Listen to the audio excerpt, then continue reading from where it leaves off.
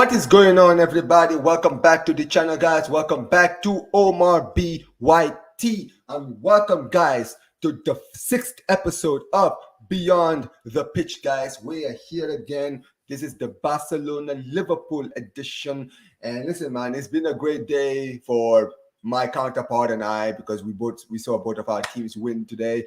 But before we get started, man, I need to first of all introduce my guest, man. Big up to my guy Lex every single time. Big up, Lex. Yeah, man, big up. Hey, man.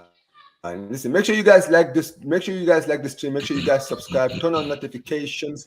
And yeah, man. Listen, Lex. Today we saw both of our teams play in the Champions League today.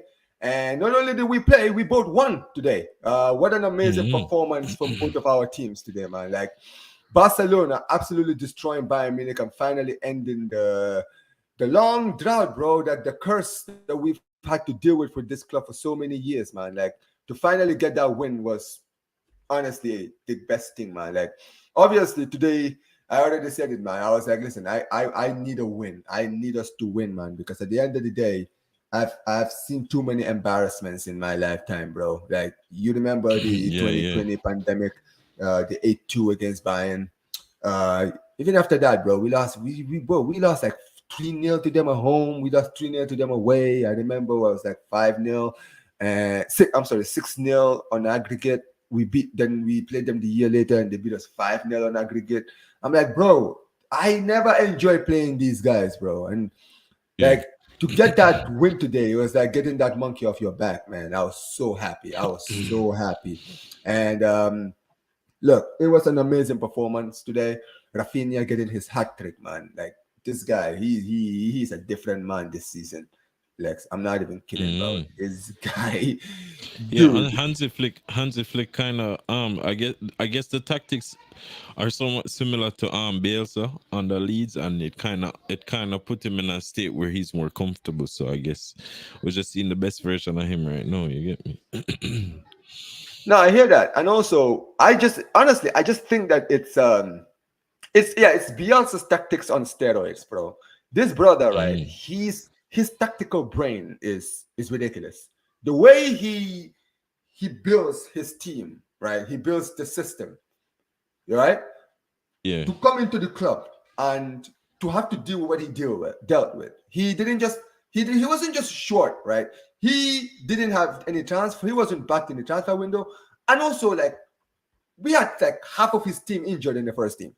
So he could have simply sat there in the summer and said, hey, man, I don't have my players. I don't have the team. He could have said so much. You know, basically the excuses we're hearing from certain people. We'll get to them. But you know what I mean? All these people who are just sitting there talking about injuries and players not getting their players and all this stuff. Bro, Hansi Flick didn't do any of that. Hansi Flick was just quiet. He did his thing, saw his team and said, listen, I'll work with what I can get. At the end of the day, it is what it is, right? And so far this season, right,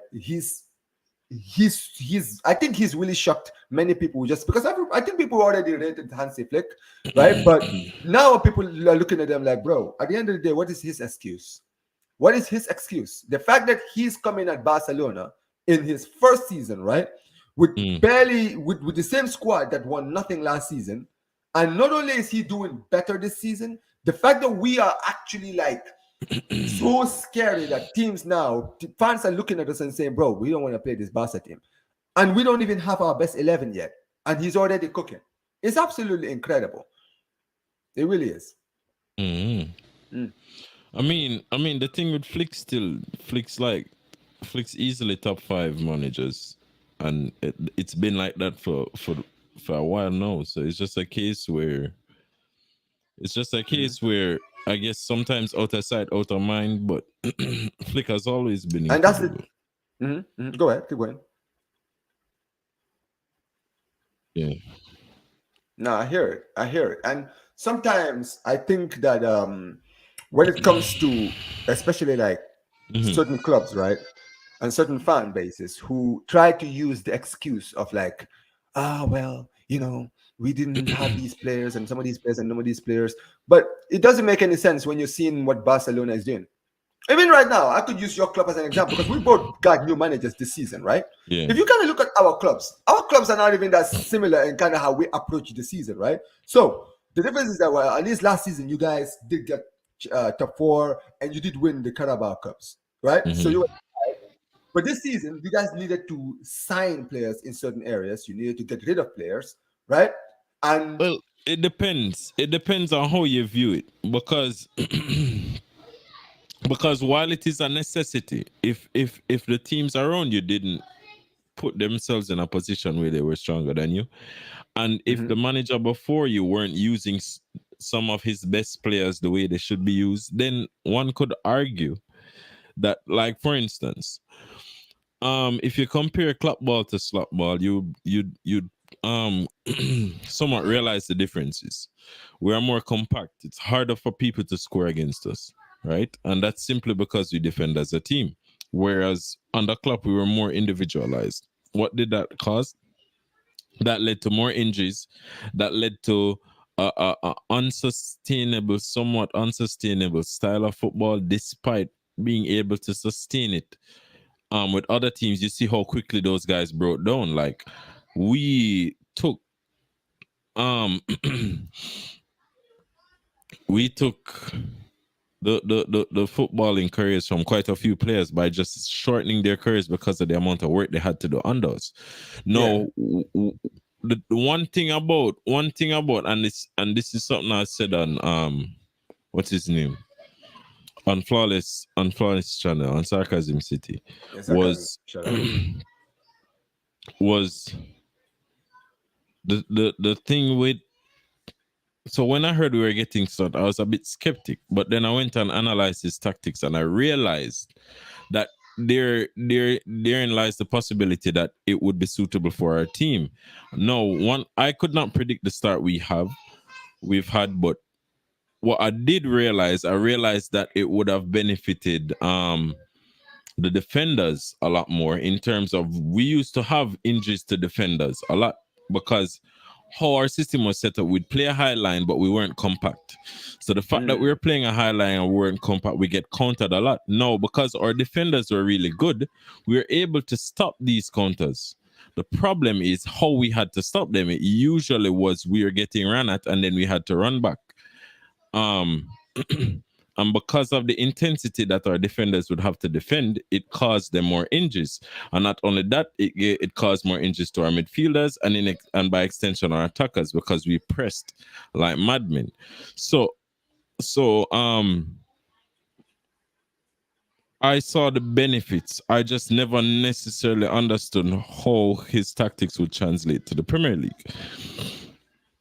So now that he's here and it's working as well as it has, then one can only be grateful for that, because while we can't necessarily say Slot is a better manager than Klopp by extension, the things he's won, from a tactical perspective, I think there are more advantages to the way Slot has chosen to set up his team. And I think and one can only hope that results into more trophies. That results into us actually going on to win even more than we've won on the club, because that's essentially what we want. Because you have a lot of football fans that they have attachment to players, they have attachment to coaches, they have all these attachments. So some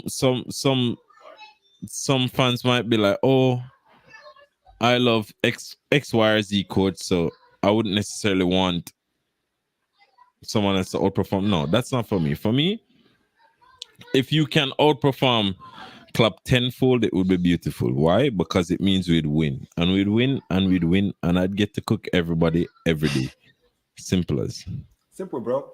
Like I was seeing it earlier today because I was during my life, right? I saw I was talking to Prime, and we were even talking about Gallagher because I was watching the Atletico Lille game where they lost 3-1 at home today against Lille, right? And Gallagher was poor today, absolutely stunk out the place in the midfield, right? And it just gives you a stark reminder of like how the Chelsea fans were reacting to Gallagher potentially leaving. Like you had them putting like banners and all these stuff. It's like at the end of the day, look at Chelsea now and look at Gallagher at Atletico. Right? At the end of the day, this attachment to players, I've never understood it myself. Like, I'm like, if you're doing something for the team, if you're performing for the player, if you're performing for the club, then I understand it. I hear it, right? But at the end of the day, Gallagher was at no point Chelsea's best player, right? The whole of last season, nobody was looking at Gallagher and saying Gallagher is one of the best midfielders in the league, right? This is just Yeah. attachment because why? Because he's a Chelsea boy, basically. He's a Yeah. Chelsea through and through, and it's like at the end of the day, just attachments. I don't get it. Because are you telling me, right? Because at the end of the day, if he gets sold and you guys win trophies, what about it? Because right now you guys are closer to winning anything this season than you were last season when you guys had him, and you're seeing him now, Atletico. He's not really pulling any fingers over there, bro. I watch La Liga every week. Like I can sit there and say that. I mean, I know he scored a few weeks ago, but even outside of all of that, I can't really sit down and say, yo, this guy has been having a mad season over there. Like he's been a revelation at La Liga. He's not, bro. He's doing the same things he was doing at Chelsea, bro. Like he's not pulling any strings over there. So I agree with you on as far as attachment is concerned. And I'll say this: at the end of the day, I think that yes, a lot of Liverpool fans, when you guys hired Arne Slot, because also he wasn't your first choice. Let's call it out for what it is, right? When Klopp left, Amorim was the one that you guys were looking at as the replacement, right? So Amorim the Amorim move doesn't happen. So now you have to go out and look somewhere else, right? And then the next place that you look at is Arne Slot. And let's call it for what it is. Arne Slot is a good manager. This guy won the league with Bayern on. He had a good season last season, right? Like a lot of good players. Like he had a lot of good players in that team, right? I was watching them last season when they had Yankuba Minte, the Gambian, over there, because he's Gambian. So I was keeping my eye on him and I was keeping an eye on the team. So when Arne Slot came to the Premier League, I was like, listen, I'm not saying he's gonna come in and completely rip the league in half. However, I do believe that he plays a style similar to that of Klopp's, but he's more compact, like you said, defensively.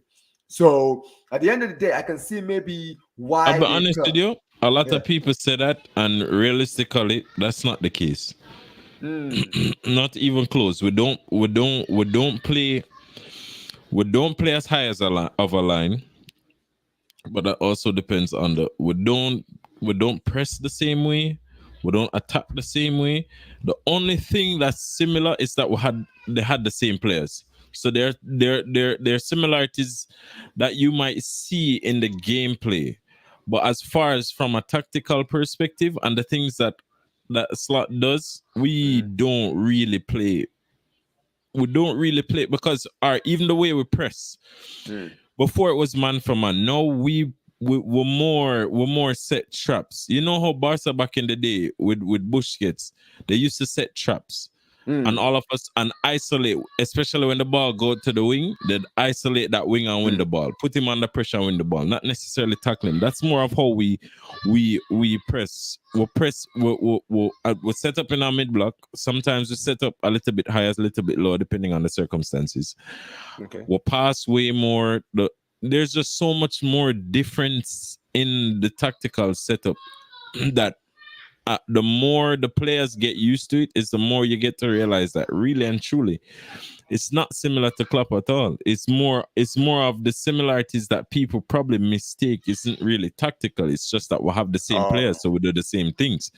So when we counter, the counter will look like, oh, it's like Klopp. No, it's just the same players countering. No, I hear it. And I'm actually glad you said that, because I'll say this. I'll admit this freely to you. I haven't watched enough of Liverpool this season to really see the difference between like Klopp and Slot's style of play. However, the few times where I have watched you guys, it's everything you've mentioned, right? Defensively, you guys have been good. I've seen a lot of players improve under this new manager. The biggest one for me is Gravenberch. Like Gravenberch last season and this season is night and day. This season, he's definitely been one of the most improved players, right? I think Salah has been doing this thing. In comparison to last season, it would be an unfair comparison to compare Gravenberch to last season, because he rarely ever played. He would only get subbed on. I see. You get me?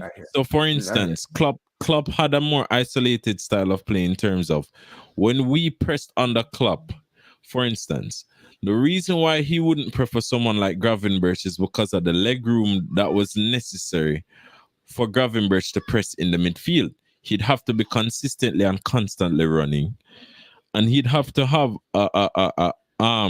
he'd either play in the role with Szoboszlai or in the role that McAllister eventually got, right? But none of these roles necessarily fit him because he's a player that's more on the ball. You get me? But when you watch him on the slot, you get to realize that he's better off the ball as well. Why?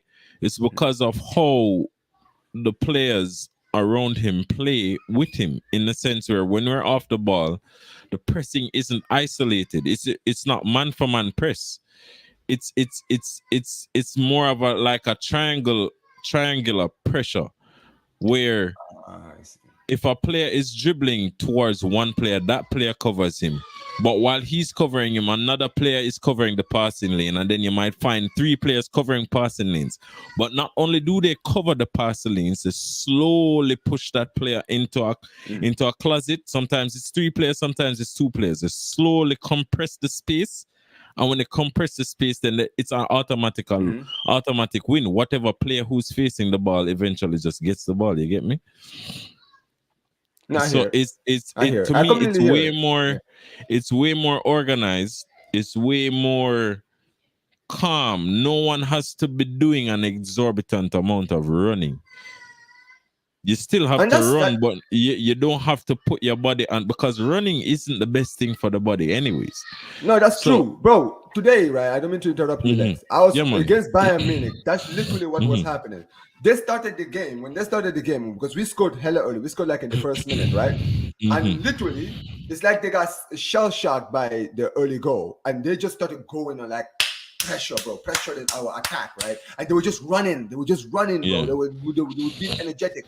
And you saw, right, when they got the equalizer, right, they were in it. And then when you kind of hit the 30-minute mark, you can see like the players breathing, right? They were just breathing. You could see like they were getting exhausted, right? And when we got that second goal, that energy wasn't there when we got that second goal. And that's why we dominated them, and we got the third goal right before halftime, right? And that second half was completely different. Like you could tell, like they had completely been drained out by the first 30 minutes because they were trying too hard.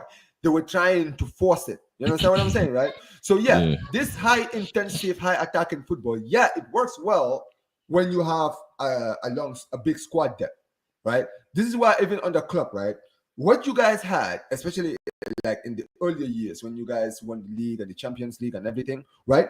What you guys had was you guys had a team of players. You guys had an energetic midfield. Like having Wijnaldum, Fabinho, Henderson, that was energy in the midfield. You understand what I'm saying? Those guys could go for like 90 minutes straight, right? You had Salah and Mane, who never really had to do any defensive work.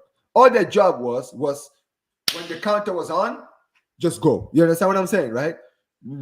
Go for it, right? The same thing with Firmino. Well, that was more. To be honest with you, that was more the job of Salah. He was the only one not doing lead work off the ball, and he still would do. But Mane was always tracking back, and one of our main ball winners was Firmino. And I agree with this on Prime.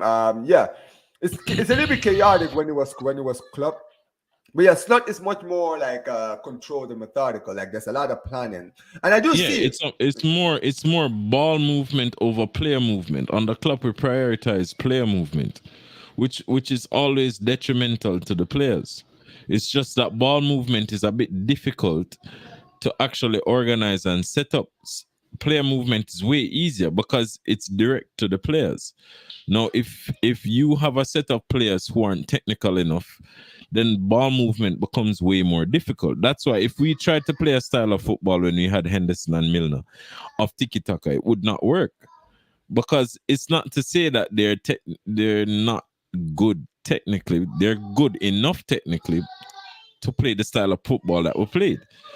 Which was why Henderson would play week in, week out, despite us having technical players like Keita and other players, because he just suited club system so well, especially with the fact that he had the job of covering Trent.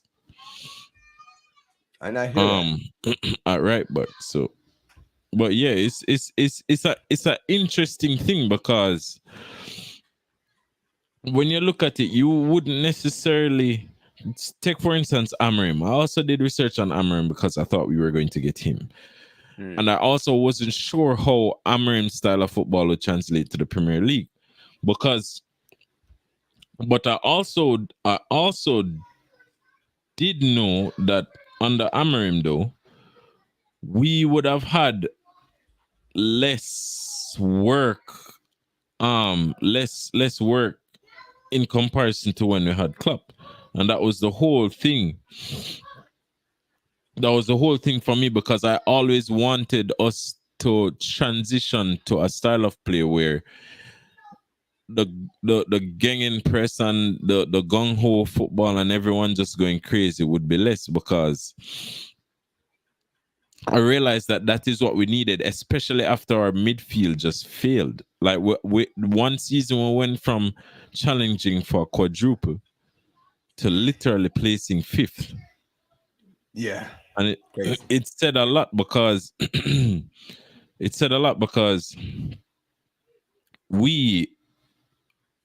our players did so much running, so much leg room. There were instances that I realized, like for instance, there are a lot of times that we'd concede a goal and Fabinho would be on the half line. You get me? That's because he never had the legs to track back anymore, because he'd go out of position to contain a high press, right? Right. But whereas in past seasons he would track back effectively, he just couldn't get back anymore. Man was just tired, blood. Like the players were just tired. And then we lost one of our key players in Mane, who we had in a system where without him the system broke down, and then the moral of the players, a whole bunch of things. I mean, it's just a case where, like, and I've said this on multiple shows too, it's like, bro, it's not like, all right, praise Klopp for what he did, right?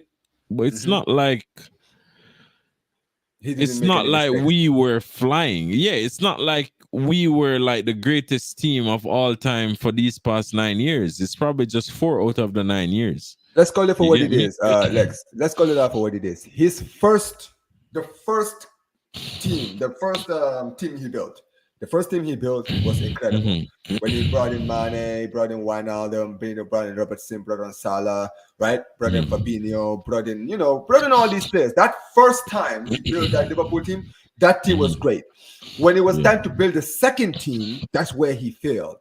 You understand what I'm saying, right? Like getting Mane and then replacing Mane with Diaz and then getting Nunes and then getting all of these players. Like these players were never, like, don't get it twisted. Luis Diaz was a very, very good pacey player, but he wasn't Mane.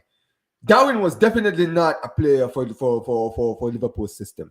You understand what I'm saying? Anyone who watched Darwin Nunes at Benfica would tell you he was not a Liverpool style of player, right? So it was never going to work out. I mean, it depends. It depends. All right. So, for instance, yes, he was no Firmino, but because of his pace and because of his willingness to do work defensively, because bro, Nunes will literally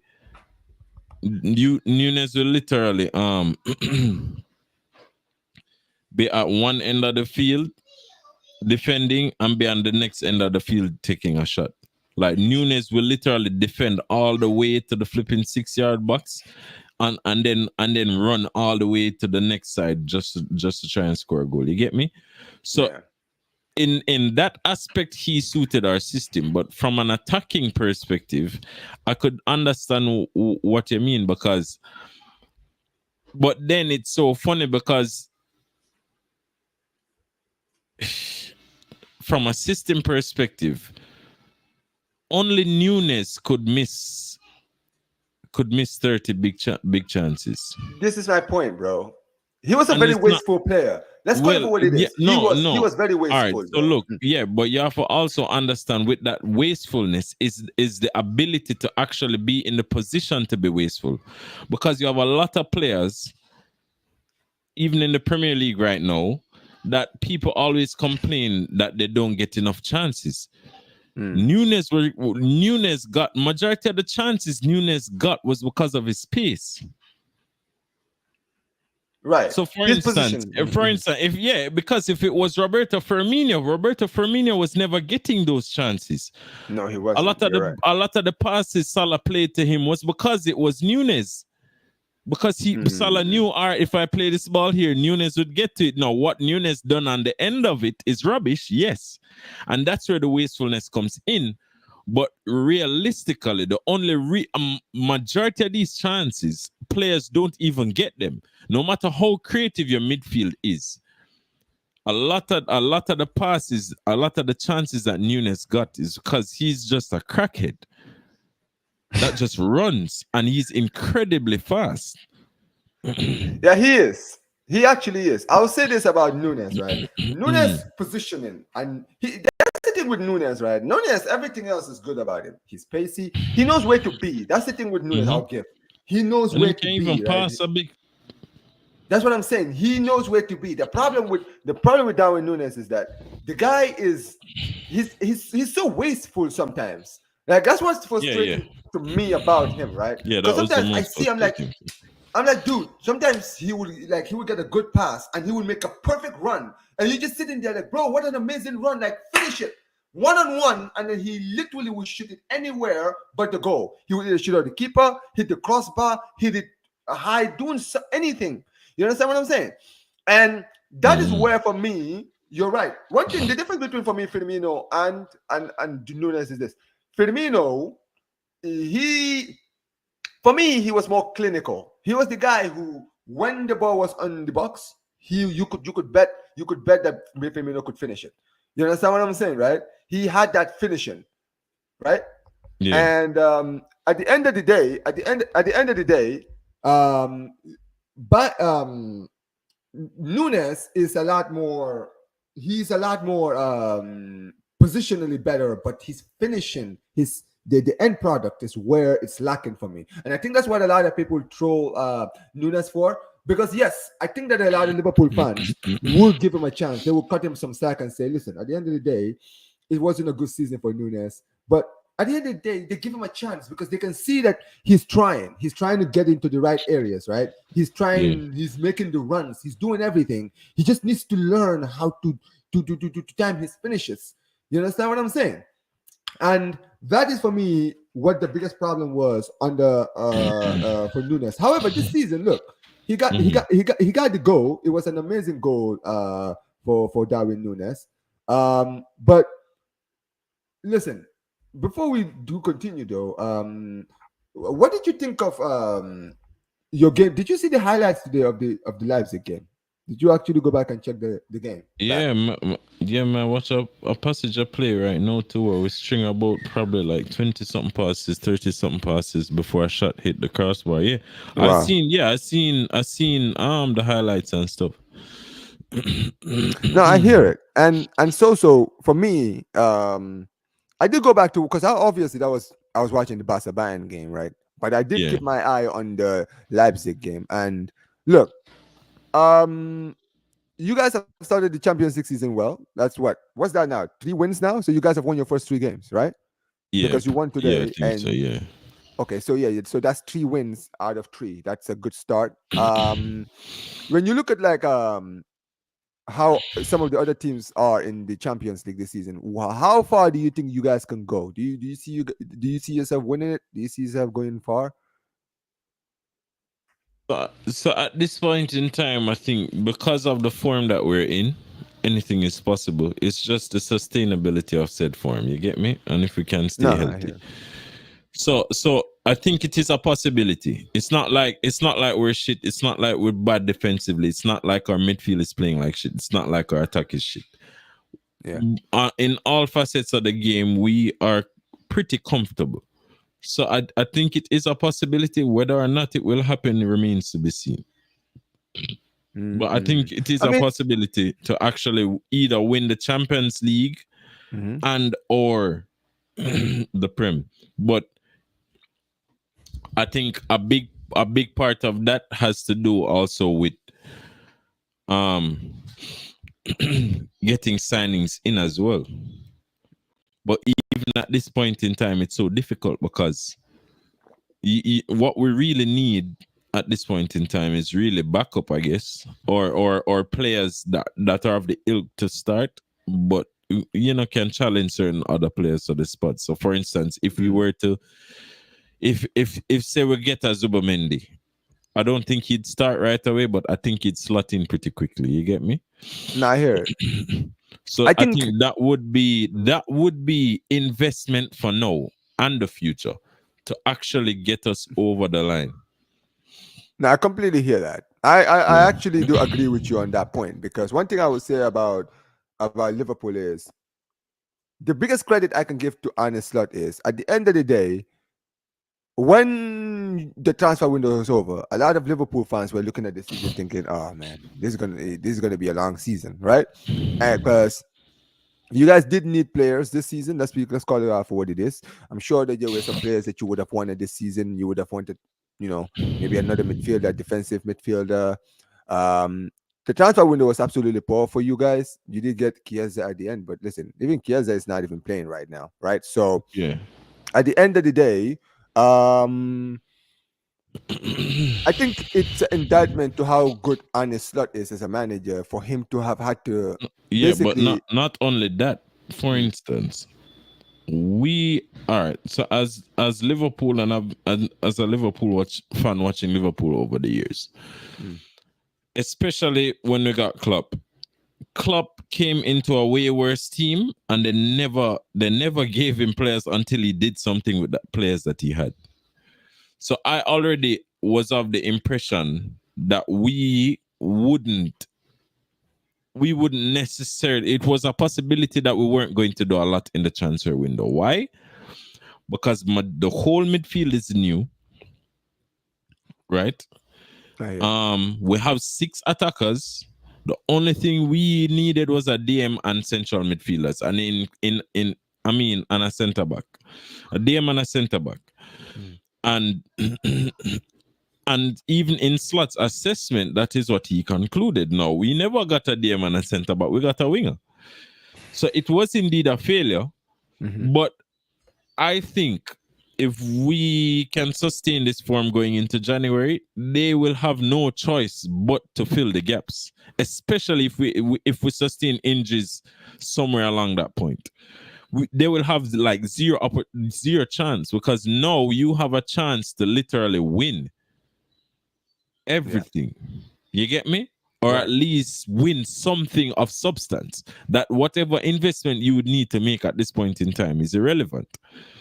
Like, if we get to January on top of the league, we cannot be like a Arsenal who never did anything to bolster the squad and then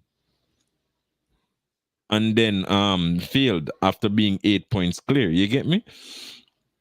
So that in itself remains to be seen, because sometimes I would tend to withhold judgment. Like, for instance, when Slot came in and I analyzed his tactics, I started to withhold judgment until I was like, okay, let's see. Then I thought about the fact that, okay, the players that we had and so on and so forth. I say, therein lies the possibility that FSG aren't going to bat this guy straight away, And lo and behold, that's what happened. But what I could not foresee was, so for instance, I was of the impression that we would clearly start to see deficiencies in the team, and then they would be forced to back him. You get me? No, we do still see deficiencies in the team. It's just that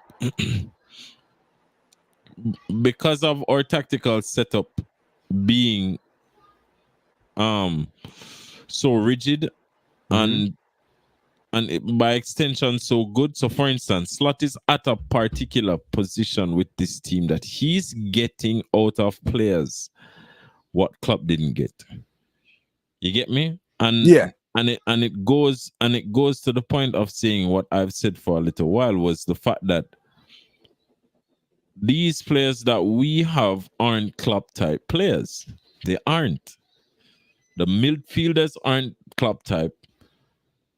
You get me? Salah isn't the Salah from before, even though he has the creativity right now. Isn't really Klopp type. in terms of just him not having that crazy place. But it's still Salah. So yes, obviously, it doesn't really matter. You just put Salah on the field.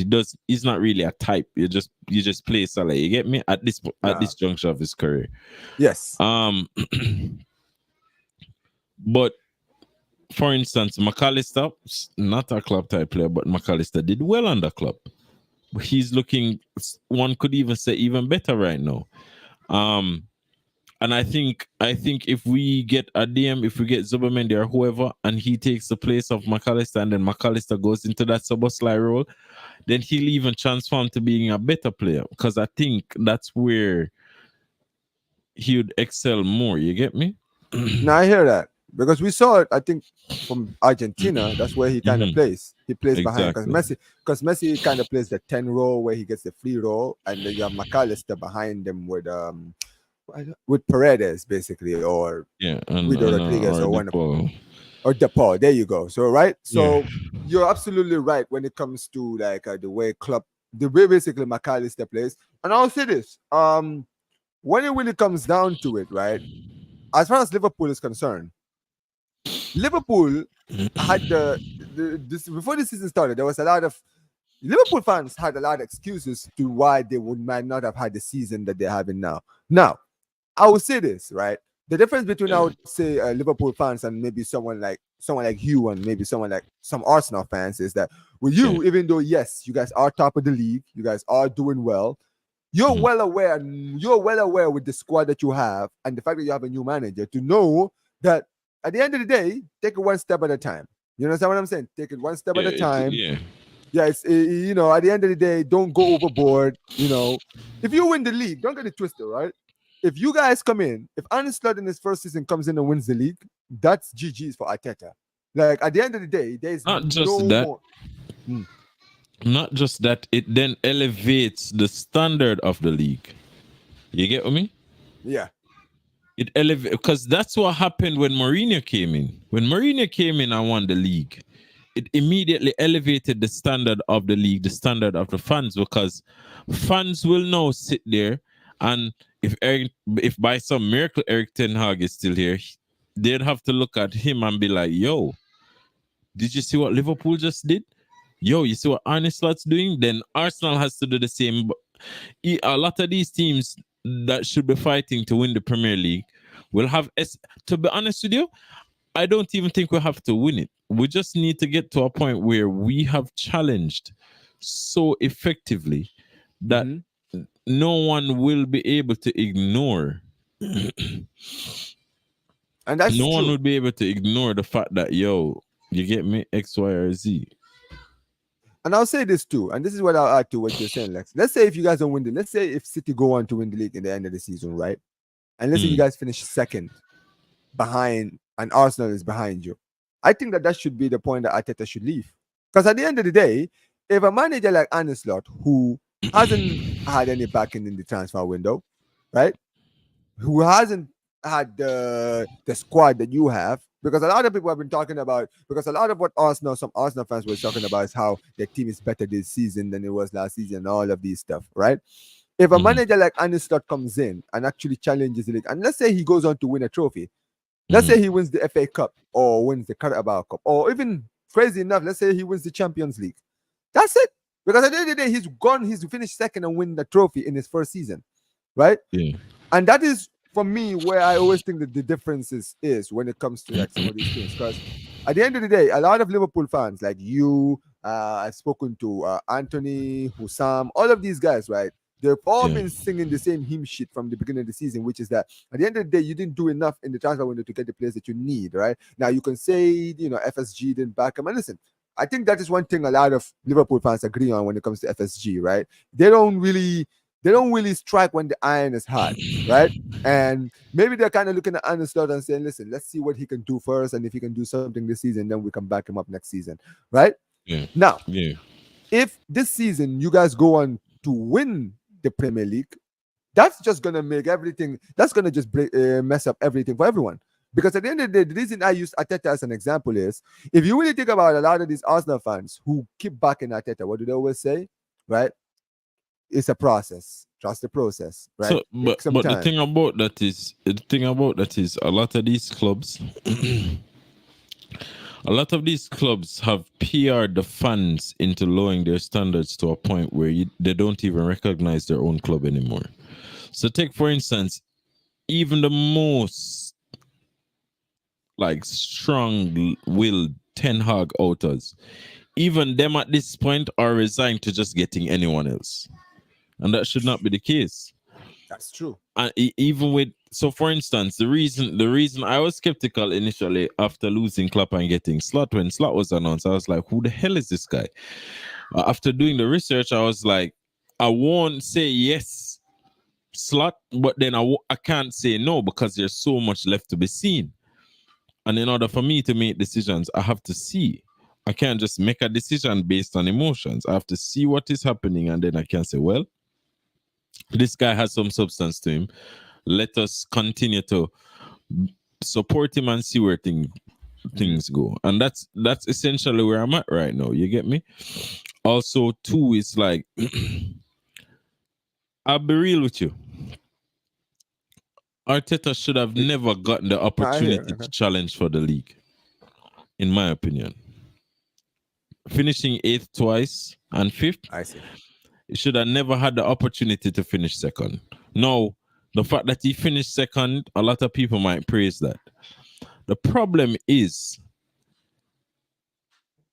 if you want to get to the point where you're winning, it doesn't matter if you place second, third, or fourth. You did not win. The prize for placing second, third, and fourth are all the same. Everyone's going to Champions League. There's Bro, nothing preach. special about it. You don't have Preach, a bro. trophy. Now, you know what, bro? I'm so glad you said that, bro. I am so glad you said that. You see, this is the thing with me, Lex, right? Yeah. You want to know why in my whole life I chose to become a Barca fan, right? It's because when you are in Spain, the expectations in Spain is different from that of the Premier League. In Spain, second place is not celebrated. You understand what I'm saying? Even if Atletico finish second, they're not gonna celebrate it. The only clubs that celebrate being second or third or fourth are the teams that they don't see themselves even being near Europe. You understand what I'm saying? Like Girona last season. The fact that Girona last season finished second, right? That is an achievement for a club like that because that team came from the second division 3 seasons ago. You understand what I'm saying, right? Basically they're a new team, right? So to them it was mind blowing. But for Atleti, finishing second doesn't matter. If you don't win anything, it doesn't matter. And in the Premier League, it's celebrated like finishing second is celebrated like a trophy. And I've never understood that as a fan, right? Because I'm like, at the end of the day, a man like you just mentioned it, a guy like Mikel Arteta, he would not have survived in a Spanish club. If he was managing Barcelona or Real Madrid, he would have been sacked after 2 seasons. At the least. At best. It just speaks to the level of Arsenal, and that's why I enjoy cloning them so much, because the chest that these men have, it's not like you've not earned it. The pride that you have, you've not earned it. Because most of these men that are on the internet talking weren't even born when they won trophies. You get me? At least in our drought, man could say, yo, we'll win the Champions League. We'll win some cups or some bullshit. These men have nothing to say, yo, I'm an Arsenal fan and we should be doing this and we should. You, man, as I keep saying, these men are Tottenham with FA Cups. That's it. That's it. You know what's funny?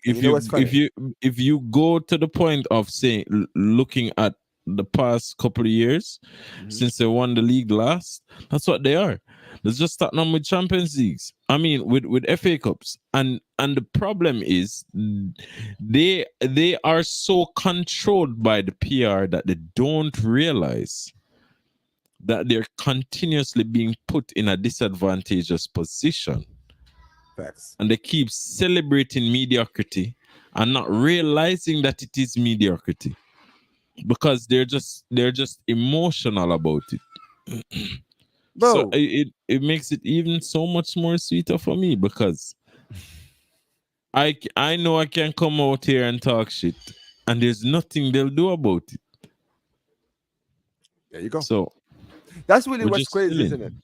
See, this is the Mhm. problem, right? The reason why it's easy to clown on Arsenal is because when you look at certain Arsenal fans, and you know who they are because you talk to them a lot, right? But Yeah. when you talk to certain Arsenal fans who have standards, it's hard to really clown those guys. But even sometimes you can clown them, but you can tell, like, at the end of the day, with them, they understand who their club is and where their club is now. Yeah. When you're listening to some of these, because let me tell you something. When it comes to one thing I've learned about YouTube is this, all right, and social media, bro. Arsenal runs social media, like like ever since I was young, right? Like this, like early 2010s in YouTube, right?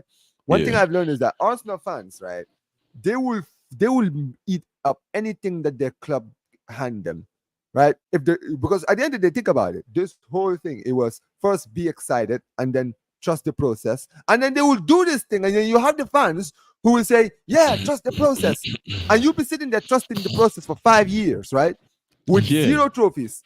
The only thing of note you've done is win an FA Cup, and you're sitting there as a guy who's seen your club win multiple trophies, right? As you have, right? They will sit there and say, "Oh well, you ever won a league in 30 years? All right, cool. But guess what? During that time, I've won a Champions League, 2 Champions Leagues. I've won the FA Cups. I've won the League Cups. I've won trophies in that You time get before I me? won the league, right? When it comes to Arsenal, right?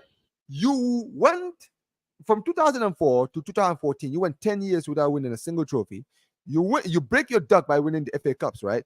And the funny thing is, do you remember, Lex, when Mm. these same Arsenal fans, right, when Tottenham were challenging for the league under Pochettino, and they would Yeah. finish second, and you had these same Arsenal fans who would sit there and say, "Who had the better season, Arsenal or Tottenham?" Well, Arsenal won a But trophy, you so know Arsenal what's had the better funny? season. You know what's funny about that? That same season, they were in pole position to win it as well and didn't. They were in pole position to win it as well and didn't. So it's like all of these arguments these men want to put across. It's just a joke thing. I know. Guess what? We're in the Champions League. Guess who's at the top of the table and who isn't? Arsenal isn't, and guess who is? Aston Villa. For a Aston Villa, manager yeah. that you man cloned and treated like shit. And the funniest thing is, Lex, the funniest And thing is this. Yeah. yeah. And the And funniest yeah, thing that is, same manager got you to a Europa League final yeah, and a FA Cup final, which Arteta had to go win. well, But with his he, team. but I'm pretty sure he would have won it as well. You get me? So it's like, bro, these men can say what they want, bro. At some point in time, it's like the it's just a joke thing for me. I'm just happy. I'm just happy that because I know how my club operate. I'm just happy that we were able to find a manager who can actually do like create some sustainable football, some sustainable. And also, your manager has experience in winning stuff before coming in. Exactly. The You get difference. me? And the funny thing is, and you know the difference is this. You want some water? Do you need to get some water, Lex? Because you've been, Me? yeah, because you've I been just have coughing. have a cold. Oh, okay. No, you're good Yeah. then. But yeah, basically, when it comes to Arsenal, right?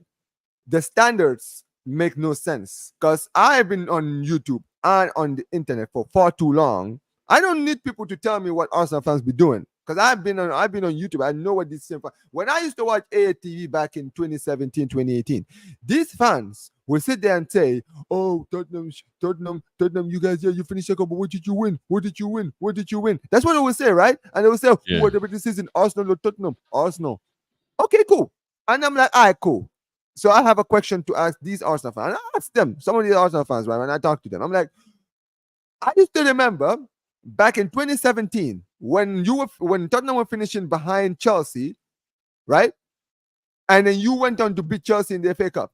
You said that you had a better season because you won a trophy. Okay, so my question to you is this: who had the better season last season, United or Arsenal?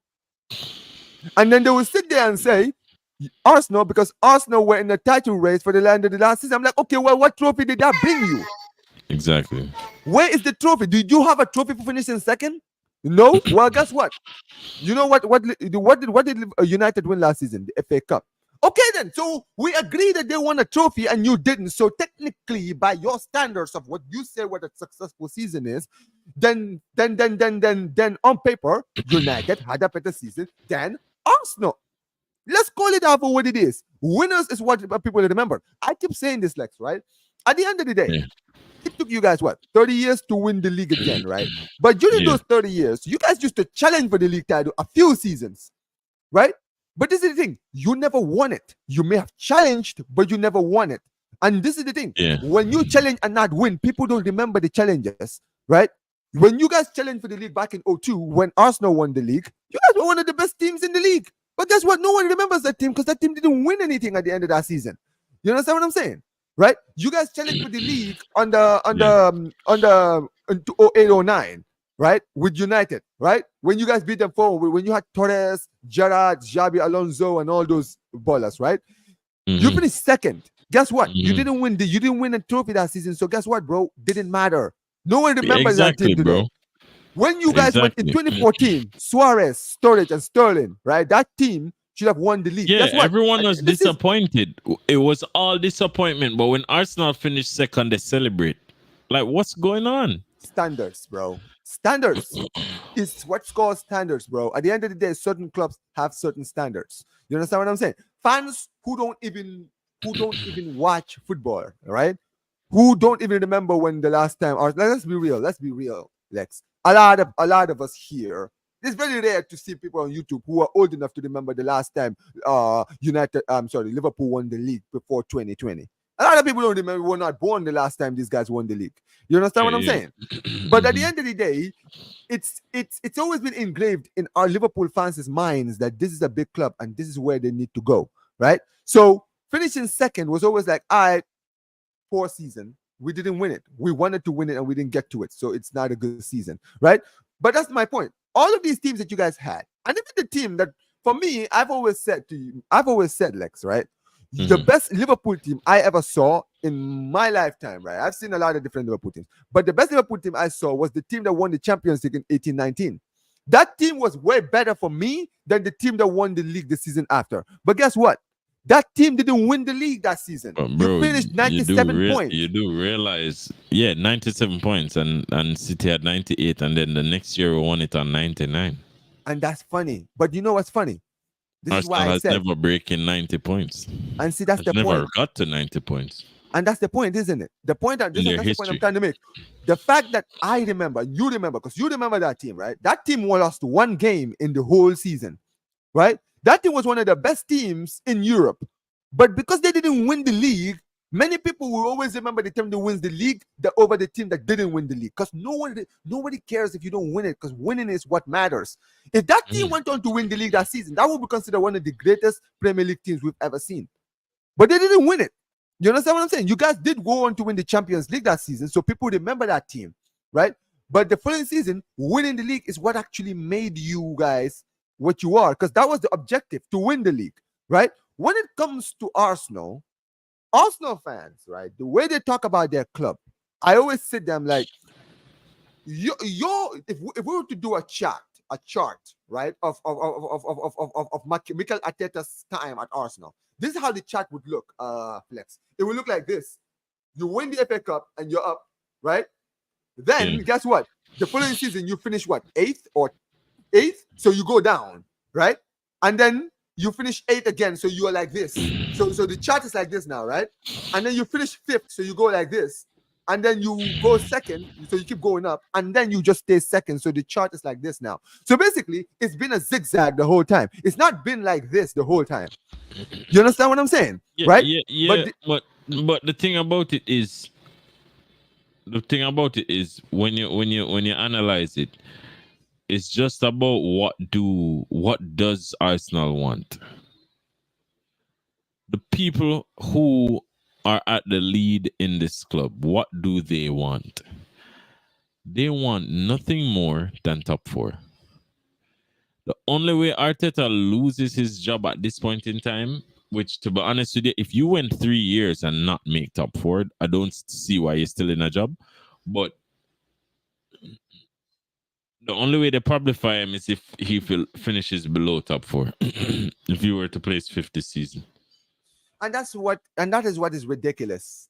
Because at the end of the day, finishing going from fourth, I'm sorry, going from second to anything lower than second, it's a downgrade. And you should be sacked for that. In any other club. Yeah. At the end of the day, right? People need to understand. People act like this Arteta guy has only been at the club for 2 seasons. This is his 5th season, Lex. He's been at Arsenal now for half a decade.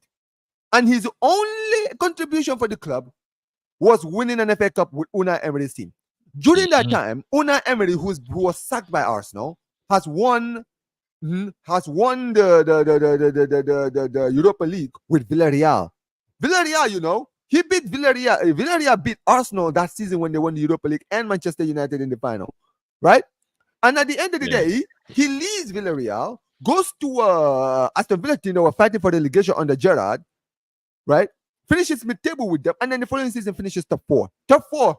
Let me remind you, he finished top 4 just like Arteta did last season. But Arteta was a better manager. And that's where I'm sitting there. I'm like, okay, so look at them this season. They are 9 points in the Champions League. Where's Arsenal right now? Arsenal are barely, bro. Arsenal, did you watch the game against Shakhtar Donetsk? These guys were so awful. I'm like, that game, because I've already said this before, and I was going to say this because I was going to wait until we did the show to tell you this. I know people have been looking at Arsenal this season saying when they play a big club, they're going to be exposed. And so far, they played City, they escaped with they did well. They did well to get the win, and at the end of the day, they got a draw, right? But this is why, for me, they're not going to get the same luck against Liverpool, right? It's because, Lex, when you look at when they lost Odegaard, you could see that Odegaard was their most important creative player in the team. So that was a big loss for them. But this is the thing. Saka was still a creative player. His crossing into the box for Gabriel was important. Like the third most creative player would have been Emil Smith-Rowe if they hadn't gotten rid of him. But that's the thing. See this thing, Lex. We can go on and on. But one could argue that he's even more creative than Saka, to be honest. It's just that I'll get to him. I'll get to that. Time. Yeah. Lex, I'll get to that. But let me just say what I'm gonna say. Finish with this, right? Saka, who may not be as creative as Smith Rowe and Odegaard, but he can create chances for Kai Havertz or for set pieces for Gabriel to head it into the net, right? Yeah. We saw that. That's how they were playing after Odegaard's injury. But now Saka is out injured. I heard that he's back to training now. So who knows? Maybe he might be able to play against you guys, right? But here's the thing. The 2 games that Saka didn't play, you can see the difference in this Arsenal team. There is zero creativity. There is nothing, bro. Nothing. That game against Bournemouth, they created 0. Bro, they played a midfield of Moreno, Partey, and Declan Rice. Like, that is one of the worst. It's just a bunch of centre backs, bro. It's just a gross mismanagement of the team. You get me? So, bro, when I saw that midfield, I swear to God, Lex, when I saw that midfield, I was like, bro, are you telling me what is Ethan Nwaneri doing wrong?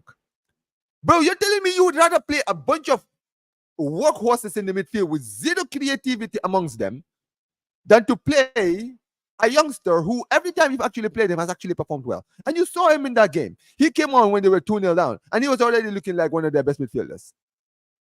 And at the end of the day, even if you think that 1 year is too young, it was your choice to get rid of Smith Rowe. You chose to sell Smith Rowe to Fulham. Look at him at Fulham, bro. He's already doing well at Fulham, right? You chose to let Fabi Vieira go to Porto, back to Porto on loan. Yep. Okay, fine. Yep. You do all of that, but then go and get another creative player. But you go and get Sterling. That's the point. And at the end of the day, this is why I say, for me, Arteta cannot get away with this, because him and Edu are the ones who go out and said, no, man, we will not go and get it. We need him to get away with it. No, listen, I know for you, definitely. And listen, at the end of the day, I'm just a neutral, right? If Arsenal win the league, good. If they don't win the league, I don't care, bro. I don't lose sleep over Arsenal winning anything. But I'm just saying this from a guy who's just watching. The problem with Arsenal is this, right? If they were serious if they were serious about winning the league, of winning any trophies this season, right? You would have gone out and look at what is the problem. Why is it that the last 2 seasons we never brought it home, even though we were close every time? Maybe it's because we have a bum in our attack instead of actually looking for a 20-goal season striker. Maybe let's start with that. Let's actually go out there and actually look for another creative player in the midfield apart from Odegaard. How about that? But you didn't do that. You had Gyökeres, who was right there available. You said, "Nah, I'm good. Kai Havertz will score goals this season." All right, cool. Did you see Kai Havertz in the last 2 games? Do you see how much of a bum this guy is? People try to tell me that this guy is one of the most important players. I'm like, bro, this guy is only important if your important players are playing. When those guys are not playing, this guy barely does anything. Chelsea fans could have told you this. Chelsea fans could have told you this. I was hearing Lewis saying this when they signed him. He was like, "Yeah, he's gonna give you guys a purple patch, but wait till that purple patch ends and see what happens." And you're seeing it now. Ivan Toney is another one. Big up to Godfrey. Right? Ivan Toney was right there, and you said, "Nah, we're good. We're good." Exactly. And at the end of the day, for rivals, they're like, "Oh, hey, listen, you no, go ahead." Because the club values PR over winning. They value everything over winning. So hey, listen, just do you. You know what I mean? Nah, bro. Yeah, we are back. We're back.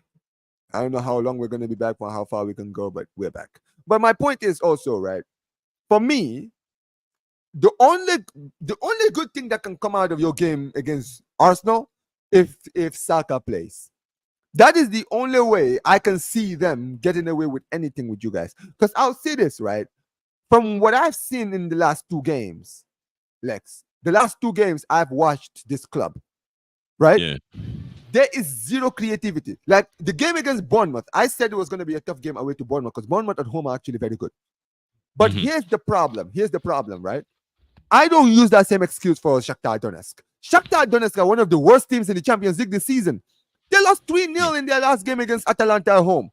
They drew 0-0 against Bologna. This team is awful. So I was sitting there, I was like, okay, fine. I will cut you some slack against what's the name of the club? Bournemouth, because it might be just one of those games. But then Shakhtar Donetsk, these guys created nothing, bro. The only goal that they scored was literally from the goalkeeper's back, bro. It was their own goal. Yeah. And they created nothing. And people will look at that because me and you were on Northside stream, and when you saw how the Arsenal fans reacted, how these Arsenal fans are like, "Oh, but we got the win, bro. This is the problem, and this is why you guys are never going to win anything because you guys are just happy with the fact that it doesn't matter how we did it. We just got the win, so it doesn't matter." It's like, all right, cool, no problem. Let's see how long that takes you. Yeah. Nah, it's just one of them things, bro. And that's the thing. And this is why I said against Liverpool, unless they get Saka back, that is when everyone is finally going to see that this Arsenal team is not ready. Because we saw what Bournemouth did to you. If Bournemouth could do that to you, and we're looking at this Liverpool team right now in the form that they're in right now, especially under this new manager who's proven that he's very good tactically. He can change the shape of his team and do everything, right? Lex, at the end of the day, if you don't have zero creativity, who's going to score your goals? Because are you just gonna sit back and hopefully get a 0-0? Defend. You can't. And we said it on Flawless Stream the other day. We said it the other day. You cannot win a game 0-0. So good luck with that. And that's the thing. So for them, that's why I've already said. For me, it's either the best scenario for Arsenal is to get a 0-0. Because honestly, I don't know how they're gonna score. That's the problem. If Saka doesn't play, I don't know who's creating the chances for Kai Havertz or any other players. Because Martinelli is a bum, Gabriel is a bum, Gabriel Jesus is a bum. Trossard is inconsistent.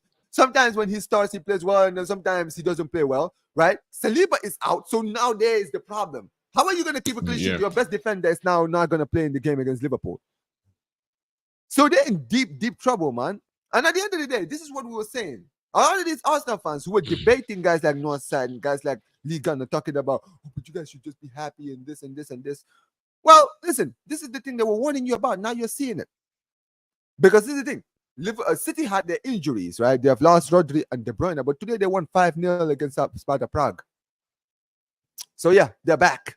They're back to form. Right at the worst time for Arsenal.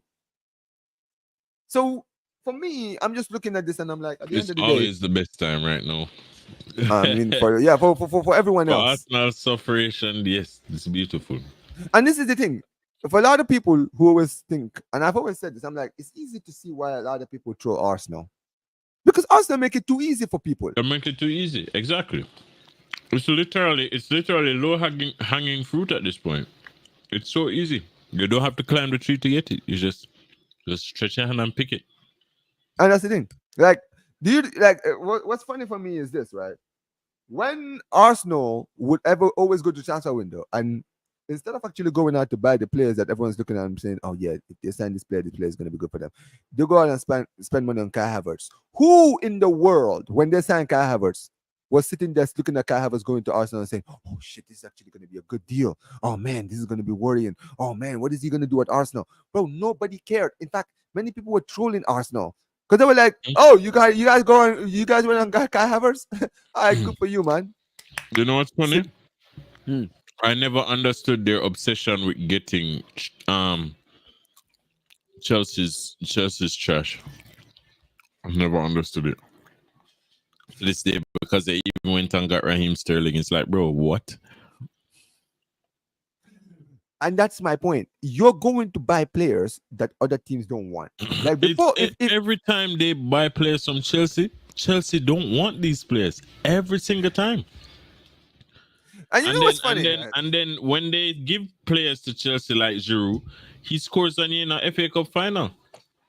Or no, was it Baku? Was it the Baku, yeah, Europa League? The Europa League, yep. And you know what's funny about Giroud? Giroud, when they sold Giroud to Chelsea, bro, Giroud had a new leash of life because ever since he left Arsenal, his career has kind of going up.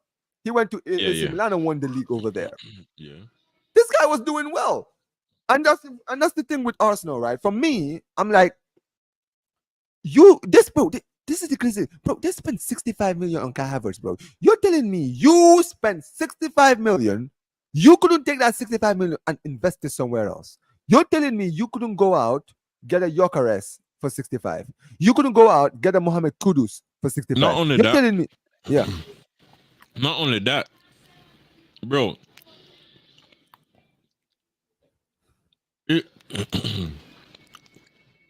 I just think these man. I think these guys have assured Arteta that as long as you got top four, don't worry about it. So I they just don't genuinely care. think so at this point. I'm not gonna lie to you, Lex. I'm at the point now where I'm like, it's actually true, isn't it? Like I'm just sitting there, I'm like, it's true. Because I'm sorry, if you cannot convince me when you're going out every season, right? You're finishing second, getting so close to the league. Because anyone with a brain, like this is the thing. When you guys went to the Champions League final in 2018, there was everyone could see that this Liverpool team are scary. They have a good attack. All they need to do is just deal with the defense. Get a new goalkeeper, get yourself another centre back, and then you guys will be good for the season next season. Right? And what did you do? You went out and you got Van Dijk, as a defender that everyone in England was looking for. You went out and you bought him. And you know what you did next? You went and bought Brazil's number one. So now everyone's looking at them like, oh, shit. Ah, shit. This is, oh my days. They actually now don't have any weaknesses in their team. Because their attack was already good. The midfield was already good. The defense was the one that everyone was looking at and saying, oh, what it was. But now here we are. The defense now is good. So now what? And you saw how you guys ran that season, bro. You dominated. Literally, you guys went from finishing what? Third or fourth in 2018. And then following season, you finished second with 97 points. And that's why I'm like, at the end of the day, because everyone could see it. People who are watching Arsenal, people who are watching Liverpool could see that this team going forward are scary, and all they need to do is just fix their centre back partnership, and then they'll be good. Yeah, you messed But yeah, no, you're good. But that's the thing with that's the thing with Liverpool. That's the thing with Liverpool. Liverpool knew what their problems were, and they were like, yeah, let's go fix it.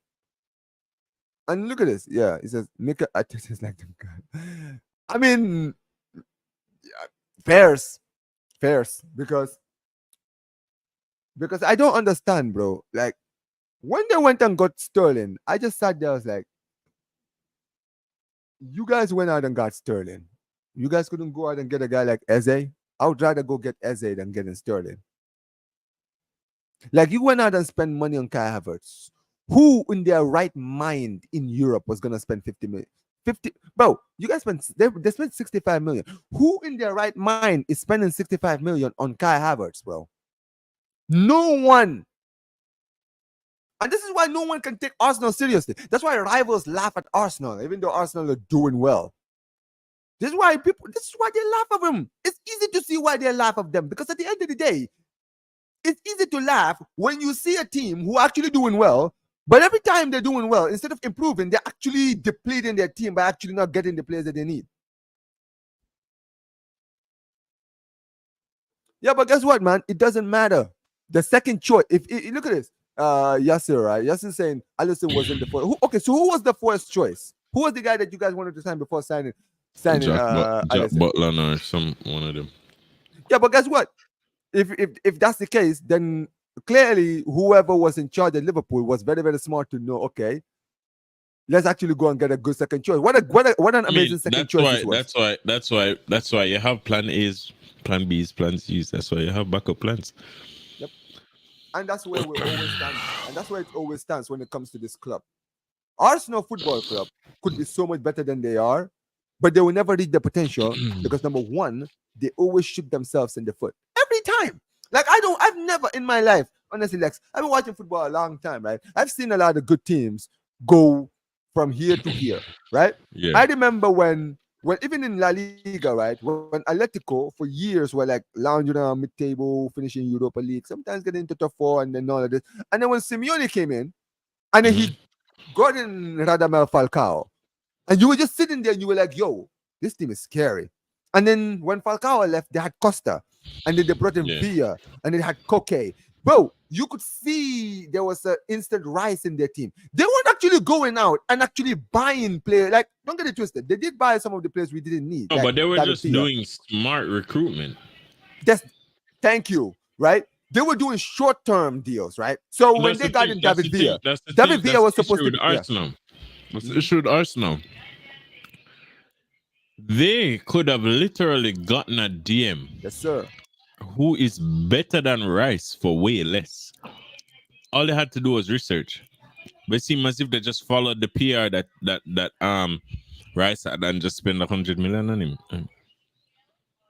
Bro, that's the thing. Like, you know when they signed Declan Rice, it's Declan Rice. Even if you think they overspent money on Declan Rice, right? I can look at the Declan Rice deal and say, all right, well, to be fair, Declan Rice, when he was in West Ham, he was highly rated. You understand what I'm saying, right? So signing him, maybe you can say, well, yeah, but that's the thing. You can kind of see what, because people were talking about him. And look, for me, I would say they did overspend on him. He's not a 100 million player for me. So when they sign him for 100 million, I can say, all right, I can see why you bought him, but you overspend money on him. Let's call it out for what it is. The only 100 million defensive midfielder I've ever seen in my life is Sergio Busquets. Say less. What does that tell you, man? Like, and quite possibly you shouldn't even spend 100 million. And he was free. Busquets was free. Academy player. There's a lot of players right now, right, who I can look at and I can say, and this is, but let's call it out for what it is, Lex, right? We know what it is. It's British tax. It's British tax, bro. At the end of the day, British players are always going to go for the highest amount of money. It's the hype. It's the tax and the hype. But it's irrelevant and highly unnecessary. And it's just part of this whole thing because the thing about it is when I tell you that they value PR more than anything else, it also has to do with the fact that the 100 mil is also a PR spin. Arsenal are spending now. Arsenal are a big club. Da, da, da, da, da, da. But are you really? Based on the decisions that you man are making, are you really? We went and we spent what? 80 something million on Nunes or whatever the case may be. But a lot of it was somewhat quantifiable. You understood why it happened. You get me? Yeah. I cannot understand why you understood. Okay, you saw Nunes. Nunes scored almost 40 goals, in one season, 38 goals or something like that. And then you say, "Whoa, we need goals." Salah might soon leave, or even then, can add that talent to Salah, and then we'll just win a whole bunch of leagues. The only thing Yeah, you can comparable see to the Nunes, idea. You can see the idea yeah, of the what only you thing guys were saying. comparable to Nunes at that time It's was Haaland. Haaland. That's it. Facts. You get me? So you could see why we made that investment. No, it never turned out the way we imagined it. But 100 million Declan Rice, you've needed goals. And you don't even have to do research to realize defenses don't win you titles in football. I don't give a shit what anyone wants to say. You can defend till the cows come home. If you can't put the ball in the back of the net, you're a Stoke City blood. It's all you are. You know, it's funny. I'm glad you said that because let's think about like some of the most defensive managers, right? Mourinho is the first one that comes to mind. Now let's look at Mourinho's teams that won leagues, right? The first one that I can think of is the Chelsea team. That Chelsea team at the time had the record for the most points. They had like 90 points. They lost one game and they had the best defensive. But did you remember who they had in their attack? Do you remember the goals that they scored that season? Right? They broke the record for the most. They had like 91 points, which was a record in the Premier League. Yeah. That wasn't just defensive records they were breaking. They were breaking offensive records as well, right? Yeah. And if you look at another team that I can think about the Madrid team that won the league. Bro, that is one of the greatest Madrid teams probably I've ever seen in my life. That team, right? The reason people don't remember that team as much is because that team didn't win the Champions League. But that team is probably the 2012 team was probably one of the best teams I've ever seen, bro. That team got 100 points and scored 125 goals in the league alone. Ronaldo alone scored 40. You had Benzema, Higuain, both scoring 23 goals together. And that's what? That's about 100 goals in just those three players. Yeah. Oh, no. Yeah, no. It's around like what? 60, let's count it. For 40. Yeah, it's around close to 100 goals, like more than 90 goals. You had Mesut Ozil having like 40 assists in the league alone. 40 assists in the league. This guy was on a mad run, right? Yep. But that team is not remembered because, yes, they did win the league, but they never won the Champions League because that season Bayern Munich knocked them out of the Champions League in the semifinals. That was the season that Chelsea won it, right? Yeah. But that Madrid team was under who? Mourinho. So at the end of the day, all this defensive talk, is great. But at the end of the day, like you mentioned, it's goal scorers that matter. There's a reason why, despite the fact that in the last 2 seasons, all we've been hearing is this hyped up the defense of Arsenal, of Saliba and Gabriel is the best centre-back partnership in the world. Good, fine. What does that what's funny? You know what's funny? You know what's funny about that? Even with Van Dijk's decline, they've never been better than him, in my opinion.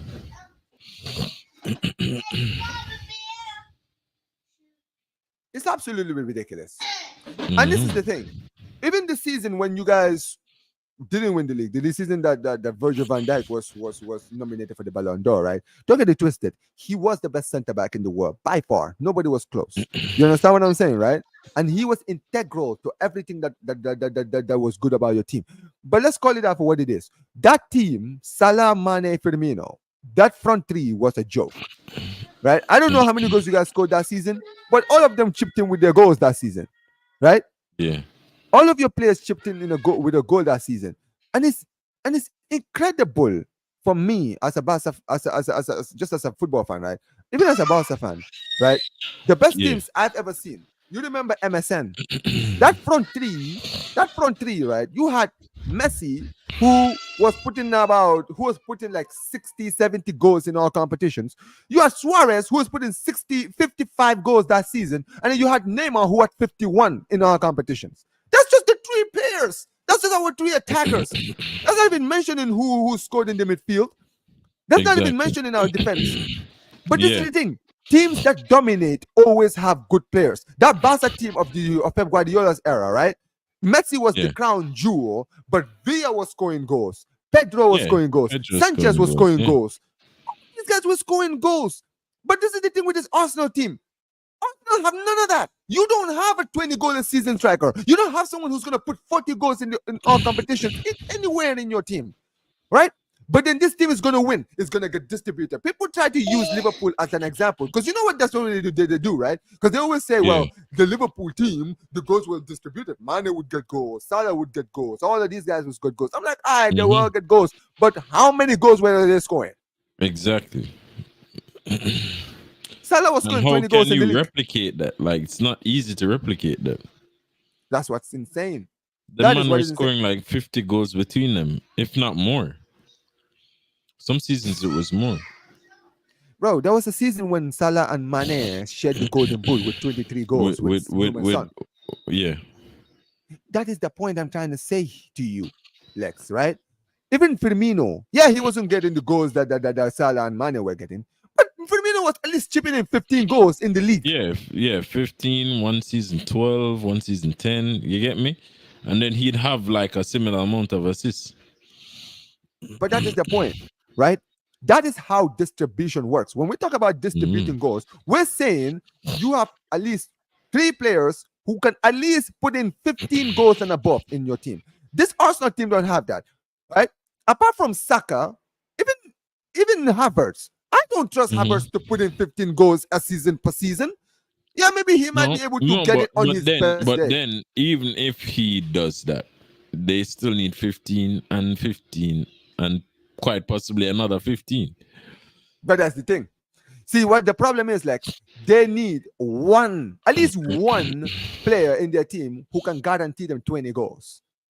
And they could have had that. This is why everyone has been saying, go get Gyökeres, go get Tony, go get all these players. Because at the end of the day, you need that one who you know can guarantee you at least 20, right? So that when Saka gets 15, and maybe Havertz gets 14, and maybe Trossard maybe gets an 8 or 10, right?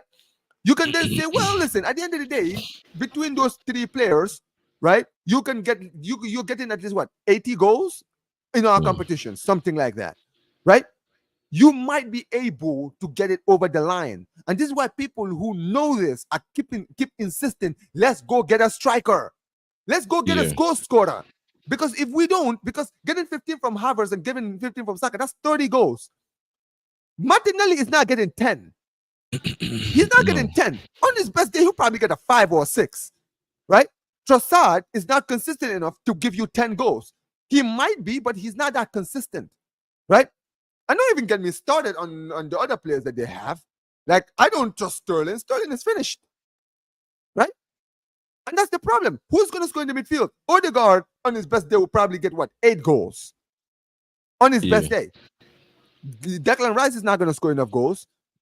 Partey is not going to score enough goals. Maybe Gabriel Magalhaes, but Gabriel Magalhaes on his best day will probably score 5 or 6 goals in the league. That's not enough. That is not enough. That is not enough. And everyone who watches football enough will tell you that this is why you guys are never going to win it, because you need it. Every team needs it. Even the teams that challenge. Like, you guys remember when you challenged for the league on the City, right? With Suarez. Bro, Suarez was on a madness that season, Lex.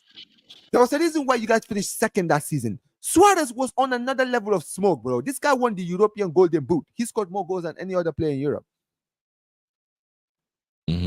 That's the numbers he was putting up. That's the numbers that he was putting up. That's why you guys were in the title race. And not even to mention, Daniel Sturridge had how many goals that season? Daniel Sturridge, I think, in all competition might have scored like 25. So you have a player in Suarez who's got 34 goals in the league alone, and then you have someone like this Daniel Sturridge who scored like 18. That's just your 2 strikers. And not to mention Sterling and Coutinho and all those players in the team. And Gerrard, I think, who scored like 10 goals in that season. But there you go. That is just 3-4 players that we just mentioned, not even the whole squad. Yeah. And that's where we'll always be. But listen, we're gonna wrap this up because I know you got stuff that you want to do. But listen, at the end of the day, before we do go, what is your honest prediction of the game against Arsenal? I think it's between a 2-1, 3-1 Liverpool in it.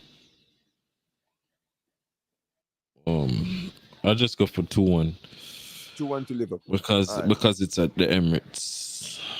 Yeah, man. Listen, as far as Barca is concerned, we are El Clasico is this weekend. You gonna watch it?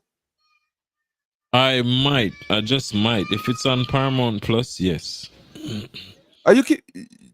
How do you think the game is gonna go from what you've seen so far from both teams? Um.